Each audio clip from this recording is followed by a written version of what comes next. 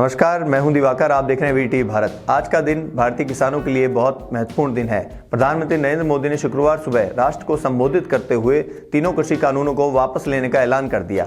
उन्होंने अपने संबोधन में कहा, आज मैं आपको पूरे देश को ये बताने आया हूँ कि हमने तीनों कृषि कानूनों को वापस लेने का निर्णय लिया है।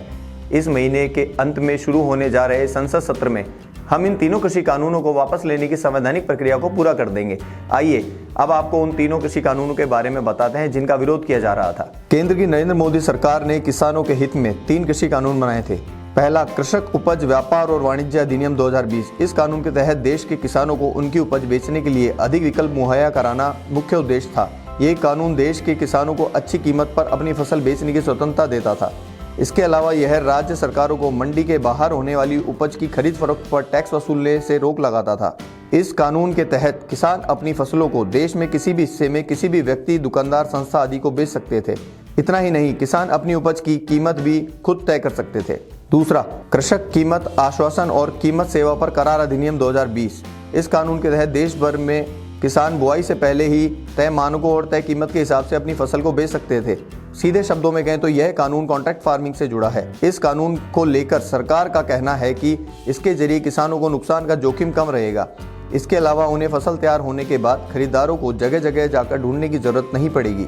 इतना ही नहीं, इसके जरिए देश के किसान समानता के आधार पर न सिर्फ खरीदार ढूंढ पाने में सक्षम होगा, बल्कि उसकी पहुंच बड़े कारोबारियों, निर्यातकों तक भी बढ़ जाएगी। तीसरा, आवश्यक वस्तुएं संशोधन अधिनियम 2020। फसलों के भंडारण और फिर उसकी कालाबाजारी को रोकने के लिए सरकार ने पहले एसेंशियल कमोडिटी एक्ट 1955 बनाया था।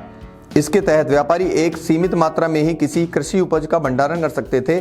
वे तय सीमा से बढ़कर किसी भी फसल को स्टॉक में नहीं रख सकते थे।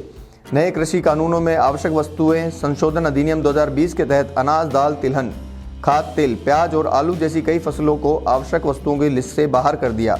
सरकार ने कहा कि राष्ट्रीय आपदा, अकाल, ऐसी ही किसी विपरीत हालात के दौरान इन वस्तुओं के भंडारण पर कोई सीमा नहीं लगेगी। पीएम मोदी ने कहा कि कानून वापस ले रहे हैं, लेकिन इतनी पवित्र बात, पूर्ण रूप से शुद्ध किसानों के हित की बात, हम अपने प्रयासों के बावजूद कुछ किसानों को समझा नहीं पाए। कृषि अर्थशास्त्रियों ने, वैज्ञानिकों ने, प्रगतिशील किसानों ने भी उन्हें कृषि कानूनों के महत्व को समझाने का भरपूर प्रयास किया। उन्होंने आगे कहा, हमारी सरकार किसानों के कल्याण के लिए, खासकर छोटे किसानों के कल्याण के लिए, देश के कृषि जगत के हित में, देश के हित में, गांव गरीब के उज्जवल भविष्य के लिए पूरी सत्यनिष्ठा से, किसानों के प्रति समर्पण भाव से, नेक नियत से ये कानून लेकर आई थी। पीएम मोदी ने अपने भाषण के दौरान इस पर जोर दिया कि कैसे सरकार की पहल से कृषि उत्पादन में वृद्धि हुई है। अभी के लिए फिलहाल इतना ही। नमस्कार।